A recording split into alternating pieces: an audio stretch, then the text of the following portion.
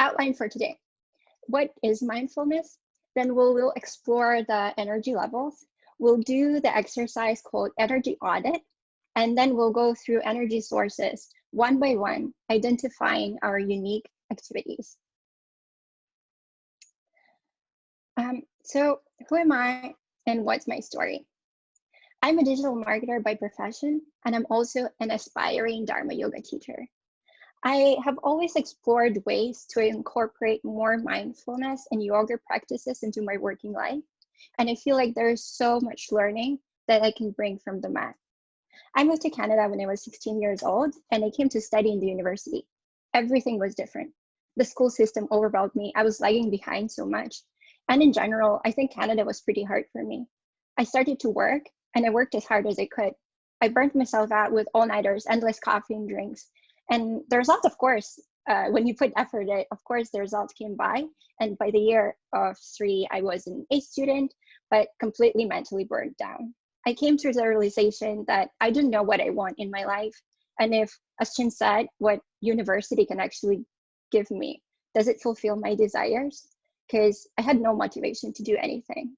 I think a lot of people can relate to me because most of us respond to the rising demands by putting longer hours, which reflects on us physically, mentally, emotionally. And I wasn't engaged or productive. I had increasing levels of stress, distraction, and general dissatisfaction with life. What I lacked was an energy balance. I focused on only one area of life. Especially when I took a year off and I started working because it was my first job. I tried to put as much energy as possible, outperforming myself. But I completely disregarded all other sources. Many of us can agree that life is all around balance. When we have it, everything seems right. But when we lose it, things can go pretty messy. Balance, I like to think of it as like a constantly shifting dance rather than a stagnant place that we arrive at. It requires a great deal of presence and listening to yourself, to your internal ones. But we all are so busy running around with all the tasks to do. And even when we have a minute to rest, we think about our past or our future and rarely think about what's happening right now. So I want to introduce the concept of mindfulness. Mindfulness is the ability to be fully present and purposely focus your attention on what you're doing. Of course, it's all good. We know what the definition is, but what does it actually mean? I'll give you a really simple and quick example. Think of the time when you're driving. You're constantly alert about everything that happens on the road. Red lights, crossings, maybe some blind spots, all the pedestrians, all the environment that's around you. It is really important to be mindful while you're driving, because if you're not, in 10 seconds, you'll just come into the crash. And the more you are present in what you're doing, the quicker you react. Maybe someone stops quickly or undercuts. So if you're not mindful, you're in great trouble. So the quality of your driving really depends on how alert and how concentrated, and thus how mindful you are in that particular moment. So we can say that the more mindful you are, the better you are at doing something. But think of it's not just around driving here, right? It's about every single decision and action that we make on the daily basis. The more conscious choices we make, the better you'll feel. But the topic of mindfulness, again, it's so broad that today we'll focus only on the energy levels and on decisions that we make every single day. Because we constantly make decisions about how we eat, how we sleep, how we use our time, how we exercise, or even how we manage our relationships. You know, it was quite interesting when I was researching this, because on average, person makes 35,000 decisions every day. And every decision that we make gives and every decision that we make, we give or receive the energy. So most of us make those decisions on the autopilot, and it's good, because if we were to make all those decisions consciously, it would be like a nightmare, because But sometimes this autopilot, it overrides our lives. And we are forming habits that are negative and deplete our energy without us even noticing. For example, from a simple checking your phone every 10 minutes, over snacking, rushing to reply to a message, to actually spending time with the people we don't like, or working on the meaningless projects. All of those actions inevitably deplete our energy. So we turn into unnatural boosters like coffee, sugary drinks, to spike our insulin levels in the blood and get hyped. But it doesn't last long, right? You can't survive for days, maybe months, and sometimes even years on it. But in the end, you realize that you are fully exhausted, unmotivated, and feeling like a squeezed lemon. We constantly deplete our energy buckets, forgetting to replenish them. I think our natural energy doesn't come out of nowhere. It comes from a very specific sources, and being mindful of those can help to recharge us pretty quick. So I want to share with you today a few simple exercises that help me to restore my balance in life and show how a bit more mindful in your everyday life can help you with the productivity and motivation at work. So we'll now move to our first exercise called energy audit. So what I'll ask you to do is to draw a Y and X axis and label them, something like this. So the X axis would represent the time. So when you wake up till you go to sleep. And the Y axis is your energy level. It tracks your energy from 0 to 100%. I'll just give you 1 second to do that.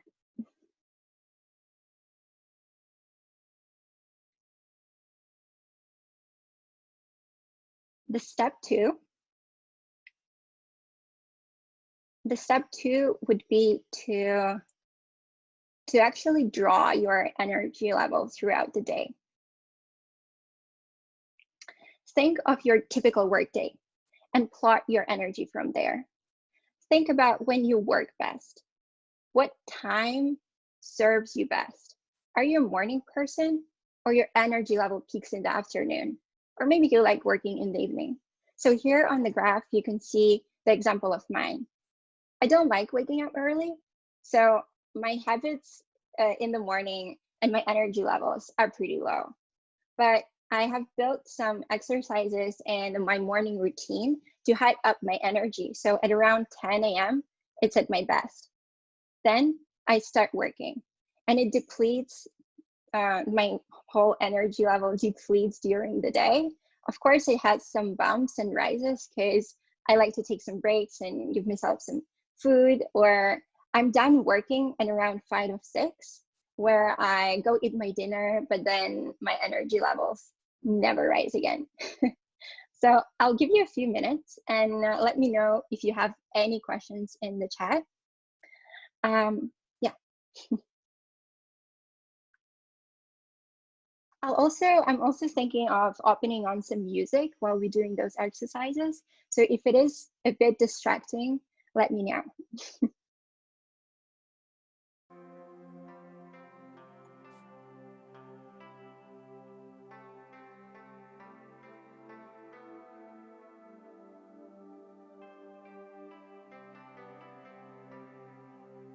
Oh, that's actually a great question.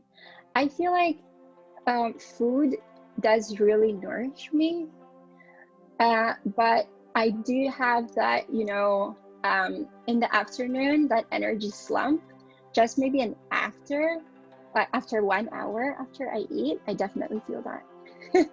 Yeah, digestion does require lots of energy. It does, yeah. Yeah, let me know in the chat when you're done, because I feel like we're all working different paces. Awesome. Great. Moving on next. So I've already given you some clues, but now look at the graph and think what actually causes you to get the line to concave up or down. So as Natalie mentioned, it could be just food, or for some people, it's the energy goes up when they visit the gym. But there is a common misconception that there is only one fueling energy, which is physical. But we need a complete energy, an energetic mind, an energetic heart, soul in the energetic body. So I want to introduce a concept of energy sources. This is the concept that was introduced by Tony Schwartz in the Power of the Full Engagement book. He says that the energy should be broken down into 4 domains: physical, emotional, mental, and spiritual. You can think of these domains of energy like a connected gas tanks. 4 energy sources are very separate, but they are interrelated and cannot exist without each other. So physical is your ability to manage the body. That includes movement, diet, and rest. Emotional is your ability to cultivate positive emotions, your ability to manage your heart. Mental is your ability to manage your mind, ability to focus and concentrate. And the 4th one, the spiritual, is the energy of meaning and purpose, your ability to manage your spirit. It includes the connection to your deepest values and your purpose. Every action that we take in our lives takes the gas, the fuel, from one or more of these tanks. We need to refill them regularly, and the cycle between using and renewing our energy is the process of the energy management. What I'll ask you to do next is to draw a grid like this, and I will go one by one, exploring each energy source in depth. Just maybe do a bit more space, because I'll ask you to fill those in so you can think of what could be applied specifically to you.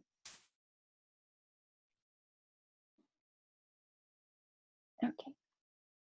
Sorry, we're talking about like sources of these energies, like for ourselves. Yeah, Like exactly. that's what we're trying to list. Cool.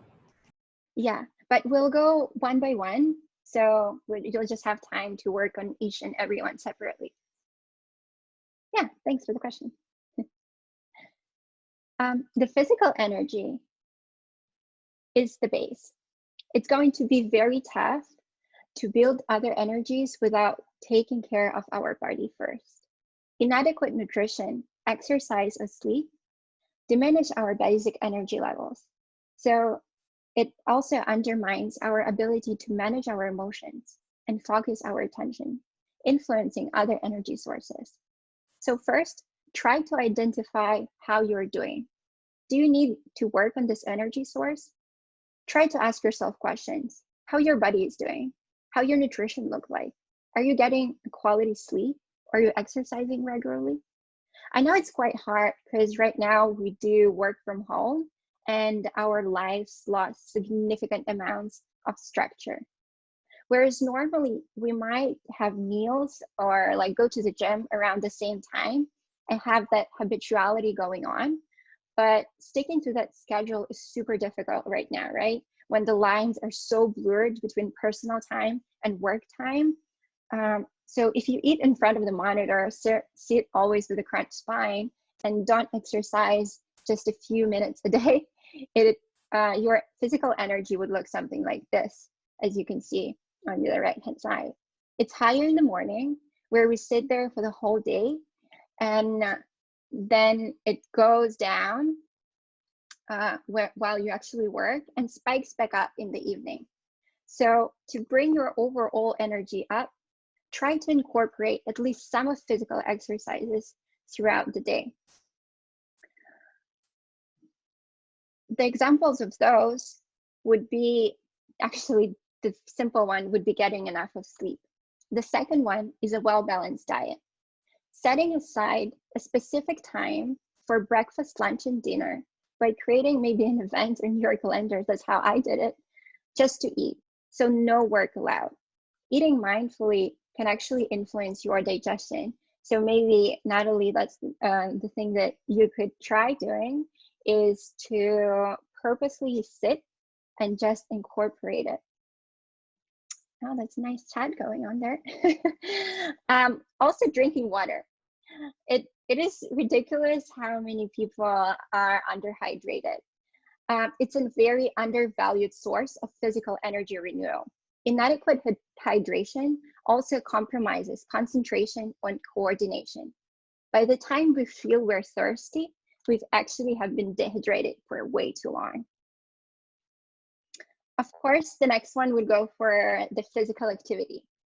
It doesn't have to be a really strong one, like something light to intensify your breathing, but not breaking into sweat. This will allow to oxidize your brain and keep you a bit in the present moment. It is usually suggested that we engage in a super light physical activities 1 to 2 times per day, and in a hard one a few times per week. Personally, I like stretching.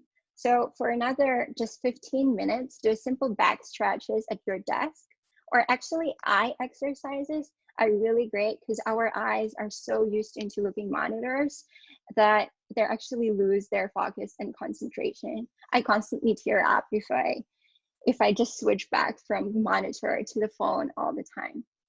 So those simple exercises can go a really long way.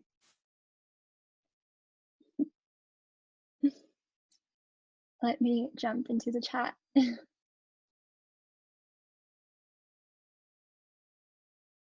Oh, actually, it's very interesting for the keto diet. I've been incorporating a lot more of healthy fats and less carbs into my diet because I'm on a sugar-free diet. And it's very interesting how it influences your body and your energy throughout the day. I also tried this system where you eat only 3 times per day without snacking. And I feel like but really big and full fatty meals. It's actually interesting how it influences your physical energy because I feel like I could do more.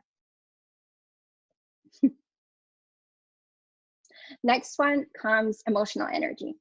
Let me know if you're keeping up, guys, because I'm a bit rushing here. We have a lot to cover.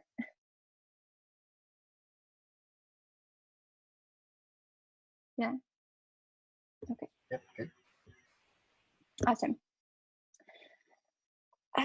Emotional energy. Especially now, you've probably noticed that emotional agility and resilience give people competitive edge when they need to quickly pivot or even accept stressful situations. Positive emotions fuel our performance. Negative emotions harm our performance. It seems quite intuitive, but people quite always forget about this. There's been multiple research to support that when we are able to distinguish between our emotions, we are able to cultivate positive emotions, improving the quality of our energy. I like this interesting fact from the book Power versus Force, which shows that energy can be measured in the magnetic field of every person. It is increases as the person experiences more positive emotions. And guess what? It actually decreases, and cells actually die when the log level was below a certain point. So those were emotions of hate, anxiety, shame, and regret. So the benefit to be emotionally intelligent and cultivate those positive emotions is not just for our overall well-being and the well-being of all around us, but it also for your physical health. I understand it's super hard to do, especially while in the quarantine and the whole world is just being locked down. But if we can't change what's happened to us, we can always change our thoughts in it. The more positive emotions we are feeling on a regular basis, the more emotional energy you have and higher your performance will be. Ask yourself, do you feel positive emotions on a regular basis? Deep satisfaction and like a sense of joy. Are you emotionally resilient, or are your negative emotions running the show? It's very surprising, but we don't ask ourselves what makes us feel good. What brings us those positive emotions? Emotions of enjoyment, challenge, adventure, or opportunity. How many hours per week do you do those activities purely for the pleasure and the renewal that they provide. Try to be as specific as possible as you jot down the answers. For me, the examples would be my hobbies: cooking classes, drawing, reading, dancing. For some people, it's gardening. Something outside of work that brings you joy. Something for yourself that you have been putting off for quite a while. Lots of people feel shame of just relaxing because they think they should be working and they put their time towards working. But try to change that mindset and make such activities a priority. The point is not just the pure pleasure in its own reward, but more practically, it's a critical ingredient for your sustained performance. The second one is relationships. The people you surround yourself with are the ones that are the most powerful, positive emotional sources. Plan something with a person you really like to be around. If you're lucky enough to have your partner to be quarantined with, or your close friends, humans are very social beings, and positive energy is generated and grown exponentially when we share it and act as a collective. So a ritual like a date every Wednesday, or catch up with your friends on Zoom will keep you emotionally fulfilled. I tried to host a Zoom happy hour with my best friend and really enjoyed it. The third one would be a gratitude bomb. Expressing appreciation or gratitude to others is a practice that seems to be quite beneficial for both receiver and giver. It can take a form of actually anything, like a handwritten note, an email, a call, or a conversation. And the more detailed and specific it is, the higher would be the impact. So, but if you're a bit more shy of doing so, express gratitude on the paper and never show it to anyone. Make a list of things that you are grateful for: the people, the places, the things. There is such a thing as gratitude journal. Maybe you've heard of it. And that will make your life a bit more rich and full because you'll appreciate what you have. Take a few moments to fill the quadrant, and if anything just comes to mind. I'll jump into the chat real quick. Yeah.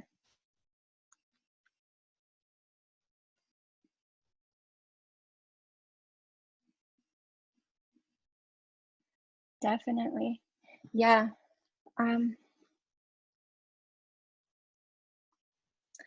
I feel like the daunting tasks, we'll talk about it a bit later in the mental energy, but I feel like those, I experience those all the time because I work with clients, right? And they're super unexpected. Yeah, you never know what you receive, but I try to plan my work around those energy audit that we did lastly. So I'll jump into the next energy to talk a bit more about that. It is mental one. Your mental energy is your attention, your ability to focus on what you want, when you want, and for how long you want. Actually, really addressing your questions, Ali. Are you able to actually focus and concentrate for sustained periods of time, or you're quickly losing your focus and getting distracted? All people have natural flows of energy throughout the day. Looking back at your energy chart, you might notice that natural period where your energy is the highest, where it's 90 to 100%. For example, I find typically my mental energy the highest in the mornings, but others do their best work in the afternoon. During this period, are you doing your most important work and the challenging tasks, or the shallow ones? Consider how you might be able to schedule your most important or challenging work during those periods. What I like to do, especially if you know what's lying ahead, it would be a great one for Natalie, I think. Identify each night the most important challenge for the next day and make sure it is your priority when you are on the energy rise. It will make you feel productive in the day and let you accomplish more. Set the time to also disable all notifications. Lock your door and dive deep into the task.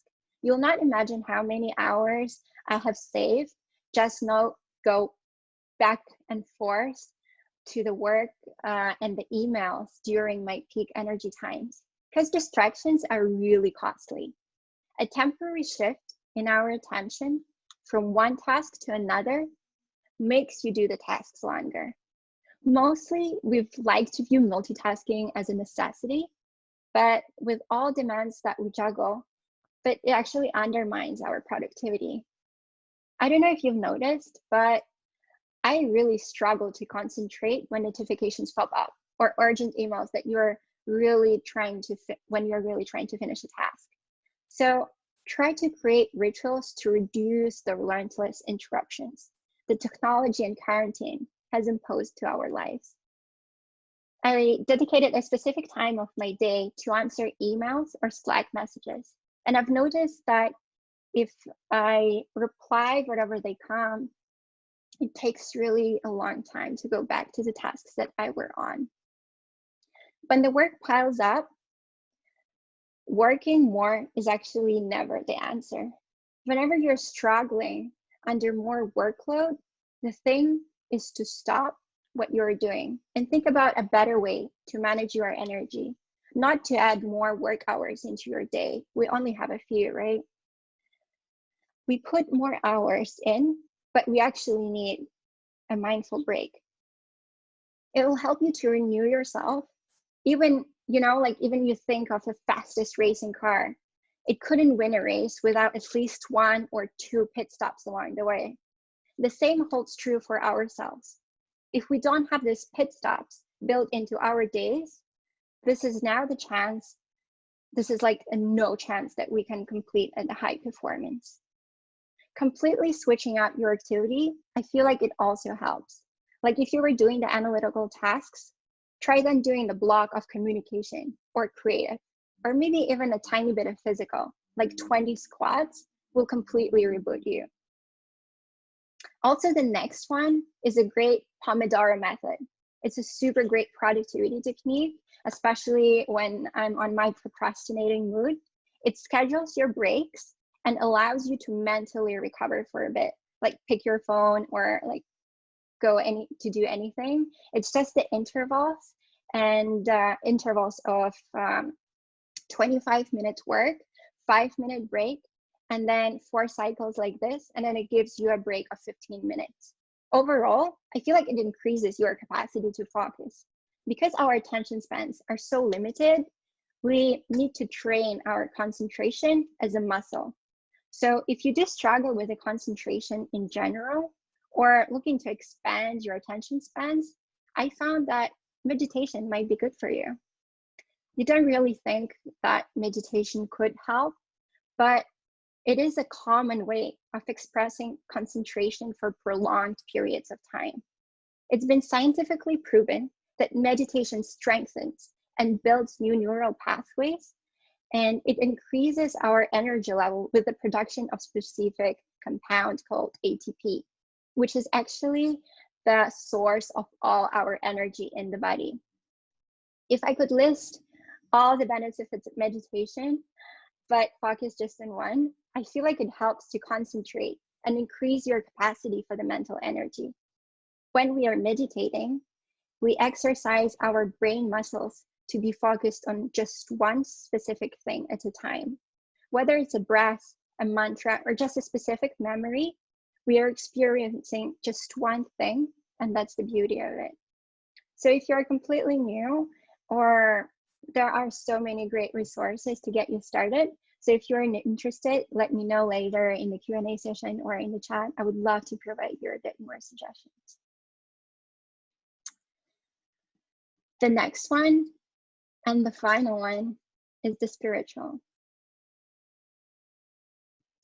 Most people think of the spiritual energy has to do something with religion. Well, of course it could be, but in fact, that the most powerful source of our motivation, perseverance, and direction comes from it. High demands of our lives don't leave much time to pay attention and dig deep inside. And many people don't even recognize meaning and purpose as the potential sources of energy.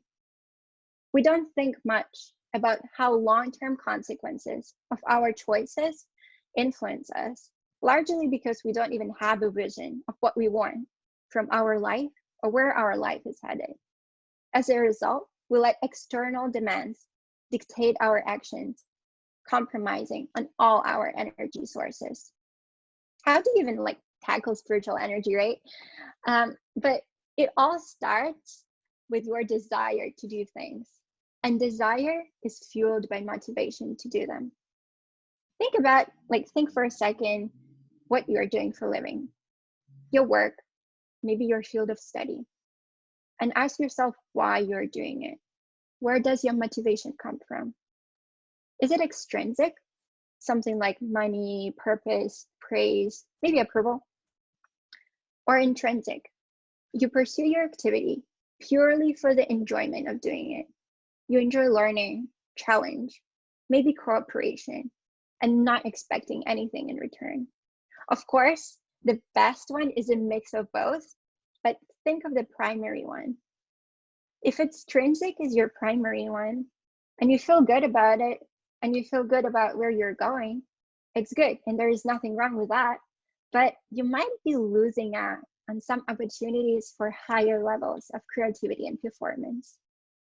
But if you doubt yourself sometimes, feel like there is a bit no purpose in what you're doing, and you got caught up in this routine, maybe it's time to go a bit deeper and rediscover what truly meaningful to you or what you value.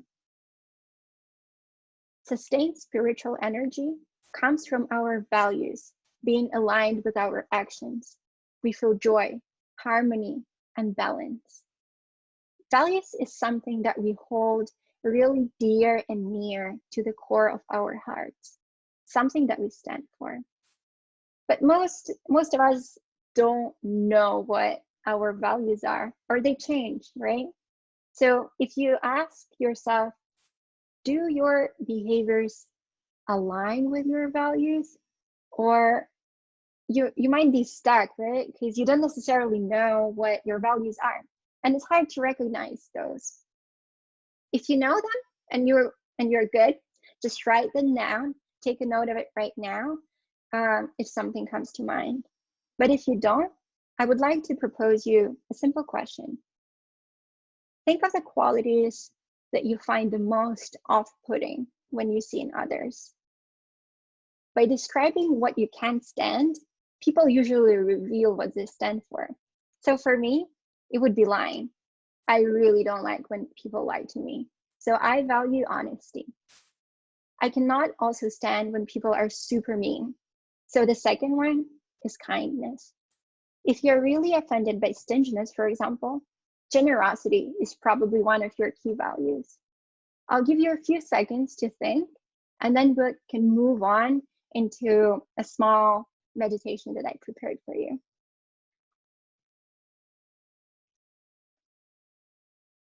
Yeah, great question, Jen.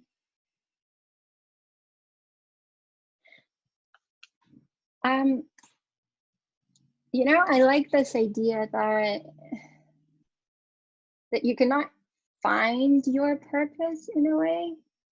You can build it, or you can discover it within you while you're doing things.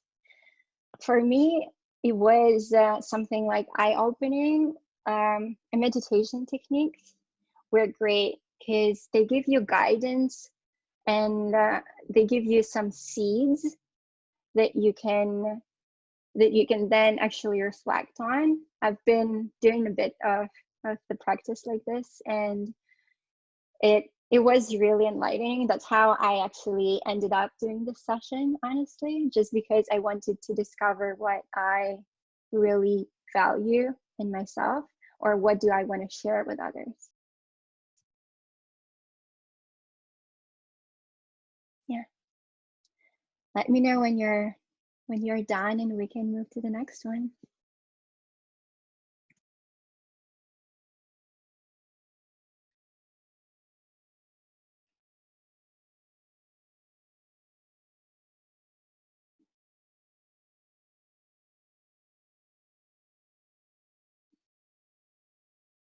Awesome. I hope everyone is comfortable doing small meditation. It won't take long. It would be just a few minutes. I'll open some music and I'll guide you through a small experience of your life, hopefully bringing back some nice memories.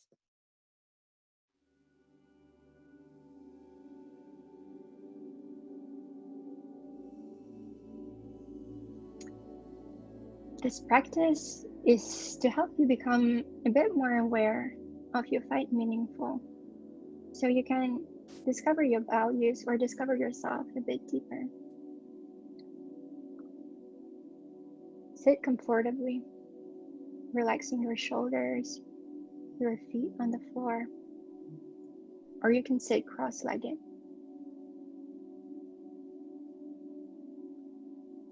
You can now begin to close your eyes, focusing your intention inwards. If the closing of eyes doesn't serve you, you can soften your gaze just past the tip of your nose.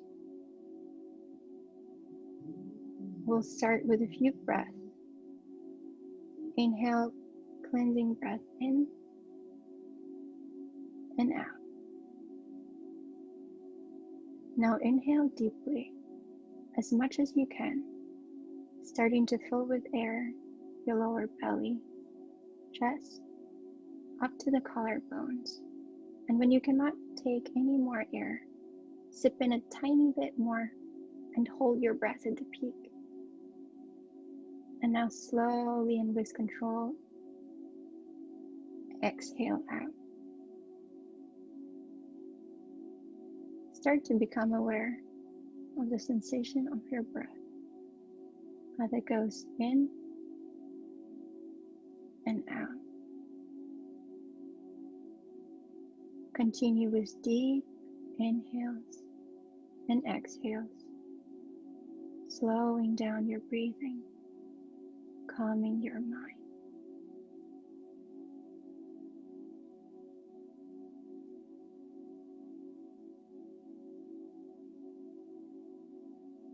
As you feel yourself relaxing, bring to mind a time when you felt joy. Maybe at work, maybe outside. Somewhere you felt totally yourself. A peak moment when everything just felt aligned. A moment when you felt happy and fulfilled, not because of the major accomplishment. It was just a simple joy of being engaged in the activity that absorbed you fully, so fully that you lost the track of time. Some people find joy in being creative. Others in bringing people together or overcoming challenges. Maybe in mentoring others or just creating deep and trusted relationships. As you connect with that memory, try to recollect it as vividly as you can. What were the sights, the sounds, the feelings? Were you with others? Who are you being in that moment? What strengths were you expressing? As you feel deep into that memory, think about what values you expressed at that time, what you felt in that moment, what was important to you about this moment that made it so special. Growth, learning, connection, responsibility, maybe challenge, contribution, or maybe a sense of belonging. intimacy, kindness. Pick one or two values that you've identified as the most important to you. Think of them. How does this word make you feel? Do you feel they are consistent with who you are? As you think about it, recollect, how are you honoring that value? Are you living it every day? Are you satisfied with how you're doing with it? As you reflect, think of ways of how can you bring that memory, of how can you bring that value into your daily or weekly routine to bring more of who you are into your actions, words, workplace, home.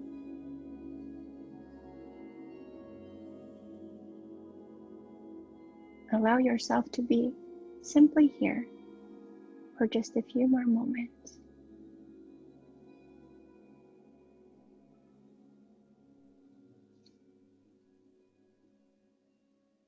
I'll leave you with my quite a favorite quote. Don't ask what the world needs. Ask what makes you come alive, and go do that. Because what the world needs is the people who come alive.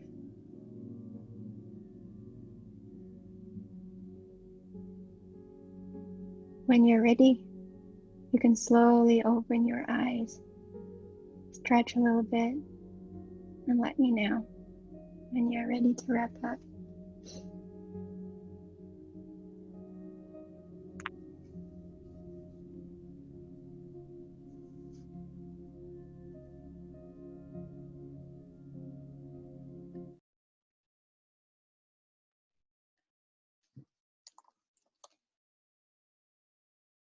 Awesome.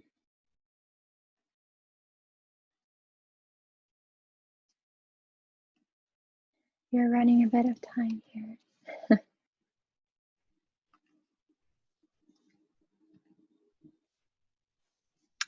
So, our values drive our behaviors, whether it's a small or large decision. I have a tiny, small, simple practice that I found useful. So when I face a decision, no matter big, like moving into the other country, or simply which eggs to buy, I'll ask myself a question. What do I really want here? What actions will align with what I truly want? What can I do right now to express or move towards that?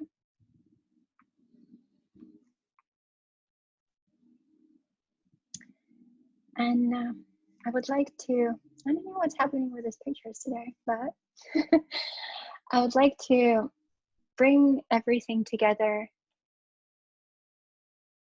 There are 4 dynamics, and 4 of those are critical. None is sufficient by itself, and each profoundly influences the other. To perform at our best, we must skillfully manage each and every one of those interconnected dimensions of energy. Positive energy rituals are the key to fulfill engagement and sustained high performance. I actually used the word ritual to purposely emphasize the notion of a carefully defined, highly structured behaviors that once performed long enough can become a habit. Researchers say that 95% of our behavior is actually based on habits, and only 5% is conscious. So the challenge is systematically building rituals into our lives that allow to put energy enhancing behaviors that we do on the autopilot. Right now, you might have a list that the list of actions that fulfill you and your energy levels throughout the day. So I don't want you to incorporate all of them at once. just pick one or two and map those out into your emotional and energy audit that we did in the start of the session. And try incorporating those activities into the audit graph. And try to think when was the last time you did all of that in one day. When we are incorporating those mindfully and purposely, we don't forget about those. But if I ask you to do that and to do, hey, just do a few of those tomorrow, you'll probably forget. But what I like to think is what gets scheduled gets done. So if you have a few minutes right now, put in your calendar maybe 10 or 15 minutes, a date or an appointment with yourself. Schedule personal time so you'll have more to give and receive. Now our session has come to an end, and I hope you enjoyed it and learned a couple of things. So I'll open floor to any questions that you might have, because I've fallen off from the chat a little bit. I do have a few resources to share with you. So let me know if you are interested in those, and I'll be happy to answer any questions that you might have.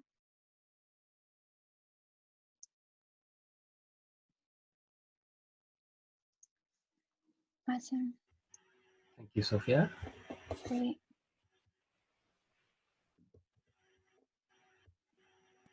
Thank you for the feedback. Yeah, so first of all, like, that was a great session. I really like how you even incorporated like the meditation component, like the yoga-ish component directly into that. Yeah, I think I really needed that. Yeah, so I think a lot of this really just depends on developing habits. So like, what do you think are like some good ways of just like developing a habit? It's like, I know one thing I often do is try to like find somebody to keep me accountable to make sure that like that actually happens and I don't like slack on stuff. Like, do you have Definitely. Yeah, the buddy system is a great one, but I feel like sometimes, especially right now, we don't have that that opportunity or that grace. So you have to keep yourself accountable for that. And I like the quote that what gets scheduled gets done. So I honestly do schedule sometimes my lunches or specifically allocating time in your calendar because the notifications pop up. And for physical practice, what I think is really beneficial that you do a bit every single day. Just don't hop right into it, because we like to go deep and go fast, but I feel like the habits doesn't form that way. Especially like, for example, I'll tell you an example of mine. I tried the cold showers. So when I tried it the first time, I hated it because I tried to go completely down with ice cold water, giving myself a shower. It's a simple example, but it actually works. But if you try to every single day go a little bit lower and try not with so cold water, it will actually, I'm taking the ice cold showers now, and it will help you. Yeah, just go a bit by bit and don't go right deep and dive in, because it will undermine everything and you'll have no motivation to do it. So it's kind of like learning to run, right? You know, first you do like, 100 meters, 200 meters, actually, a kilometer, like a run. and then eventually you can go all the way around Burnaby Lake, and then you're like, yeah, now I'm ready for the sun run. Yeah, definitely, because if you go for 15 kilometers like today, your leg's probably like gonna die tomorrow and you'll never want to do it again. Yeah, just bit by bit. The patience is the key. Yeah. Thanks. Anyone else have other questions? Thank you. We'll make sure everyone gets their questions out, and then I can kind of wrap it up with some of the comments.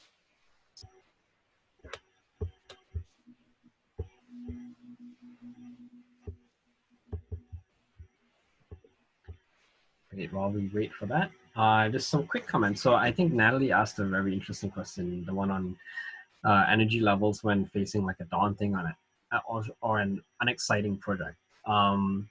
What I personally find, sorry, I'm just quickly reading out some of the questions there. Sorry, yes, I'll quickly make my comments and then I'll jump back to the questions.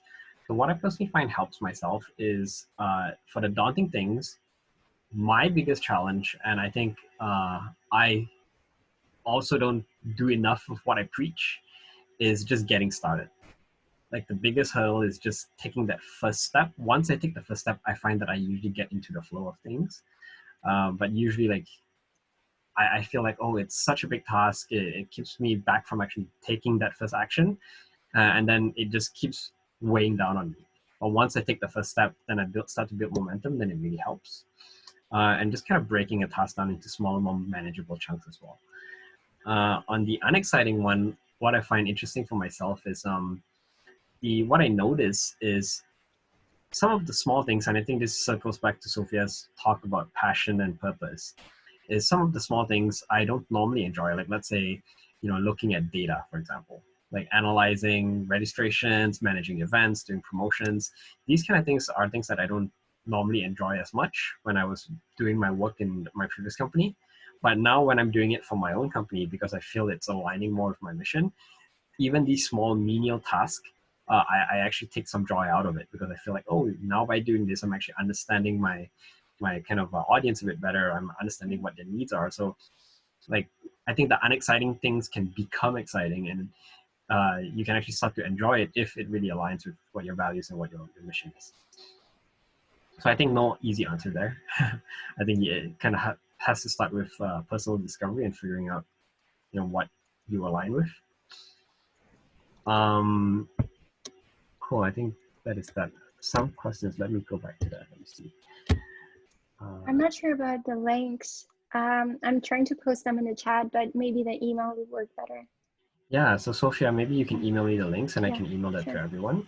Awesome. That'd be great. Charu was asking how to handle mood swings due to event or conversation.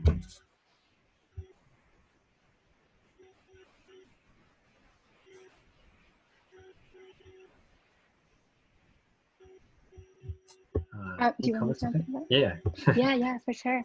I feel like mood swings are going back to that emotional intelligence, and how can we actually determine between what we feel and do not attach ourselves to the, like, observing our emotions. So we usually attach ourselves to the emotion and say, like, I am angry, but you are not angry, you are feeling angry. And I feel like that's an integral part of emotional intelligence, just thinking that, oh, this emotion has arisen, what an interesting emotion it is, and thinking that I am not that emotion, I'm not angry, I am feeling angry, and digging deeper, why do I feel angry about it? Maybe it's just because I want to prove my concept, I want to prove my idea so much, but essentially your value may be that you are kind and you are open. So maybe what you could restructure would be, maybe I can listen to what that person says and learn from it. It goes back to this simple, small, value-driven behavior exercise to ask yourself, what do I really want here? Do I really want to be angry? Or do I want to observe that emotions and dig deep and think, why am I actually feeling that? And I feel like meditation really helps. There are some guided practices, like actually the meditation of acceptance. I enjoy it, and I would be happy to share it with you. So I hope that answered your question. Thanks for answering that. I think you answered it a lot more eloquently than I could. I find, especially in conversation, especially with my wife, I occasionally find that the ego gets in the way, and I tend to focus too much on what I'm feeling rather than why I'm feeling it. And it's more about like winning the conversation rather than understanding what's behind it. Emotions do get into our way for a lot of things. So maybe I'll quickly wrap things up. Give me a second. So upcoming workshops, if anyone is interested, we do have a session actually tomorrow on time management and productivity. So I'm actually going to go a bit more detail into techniques. So like Sophia mentioned, the Pomodoro technique, a few other things. One thing that I find that helps me as well on the mental energy side of things is I batch my tasks. So I'll be talking a bit about that in tomorrow's workshop as well. So how to use batching to prevent that multitasking aspect.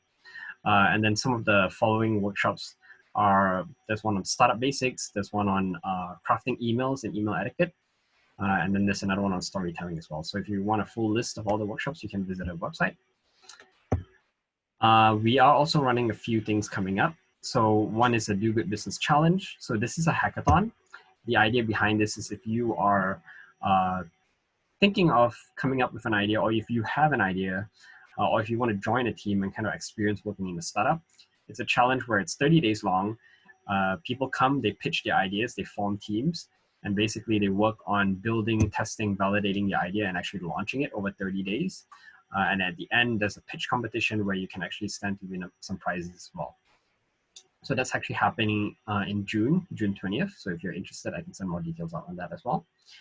One thing that Sherwin mentioned as well, on the accountability side, is one of my volunteer offerings right now is during this time, I'm trying to think about one of the best ways that I can contribute to the community. And I've decided that I'm actually going to contribute some of my time because of my background and experience. I've been involved in many mastermind groups. So one of the things that I'm putting on the table is if anyone is looking for an accountability group, I am starting one soon. I already have about 15 people interested, people from all over the world from different places. So if you're interested, let me know, send me an email and I can send you the doodle link to find a time that works for you. We will likely be starting at least 2 groups because I have too many people for one single group. The idea with the accountability group is I'm noticing, especially with myself as well, so I think a lot of people might need it as well, is that during this time, during this work from home situation, I'm starting to build a lot of bad habits myself. And it's really just about consciously taking control and realizing that, hey, given that the kind of environment is forcing us to change, are we just being swept away by the environment, or are we consciously implementing ourselves in a way that will actually ensure that we come out the other end as better people? So it's an accountability group. We'll meet once a week for about an hour and we'll set goals. We'll talk about what habits we want to work on. And we'll see if we can actually start to build some good habits or get rid of some bad habits as well. So that's something that's on the table, that's free to join. So if you're interested in that, let me know. And yeah, feel free to connect with me and Sophia on LinkedIn. And if you want the slides, just send me an email as well. And I think that is basically it. Looks like I forgot to include the community announcement slide, but if anyone has anything that they want to share with the group, feel free to shout out as well.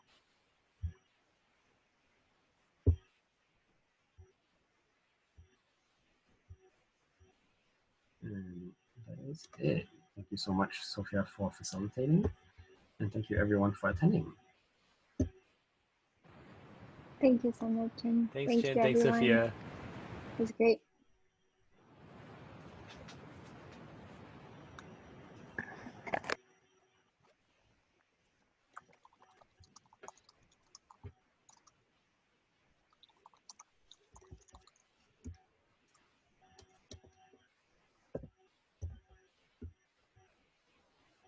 Oh, keto. Yeah, I'm curious on how to get started. Whether to go go straight cold turkey, or does it work to gradually shift into it? And probably the biggest challenge is like, what kind of good fats to really start eating? If you have some recipes or even some guidelines around that, I think that will help, because in my mind, it's just like, am I going to be drinking olive oil all day?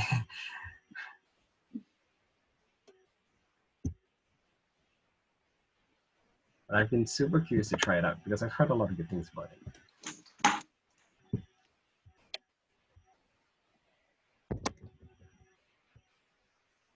If you are interested, Jen, I can send you a list of good fats or like the really fatty foods, because I've been into nutrition for a bit and like taking food science. it's quite interesting.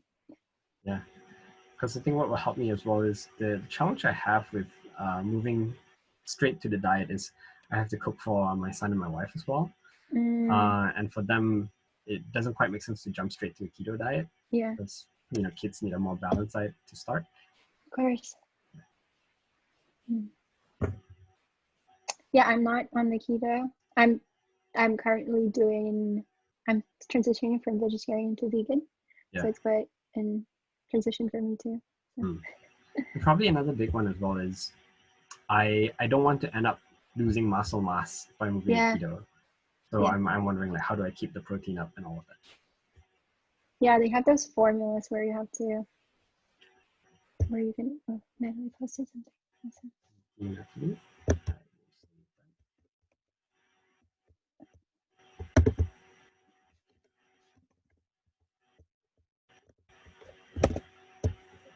Chin, I just wanted to follow up on the link I just sent over to you. It's Natalie.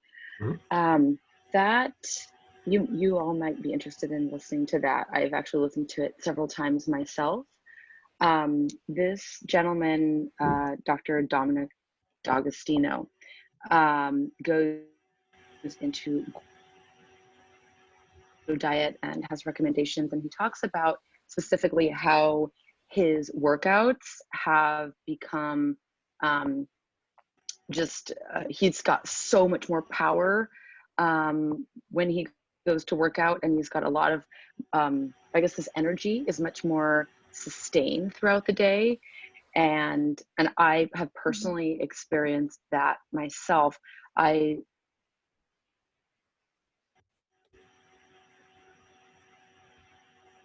Keto, and it's really helped me kind of hedge against the kind of the mid-afternoon slump, and it's also helped my sleep.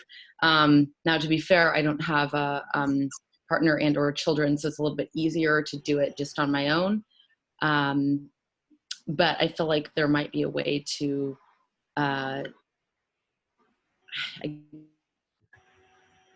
maybe your wife would want to join you, or at least you could eat this way and then cook additional things for your son. But I highly recommend it. It's a little extreme, but worth trying. Yeah. No, thanks for sharing. I'll definitely check it out. Great. I think that's it. Maybe we'll call it a night. And, you know, everyone have a good night. Make sure you get some rest. Good sleep is the key. Yes. Yeah, hope everyone is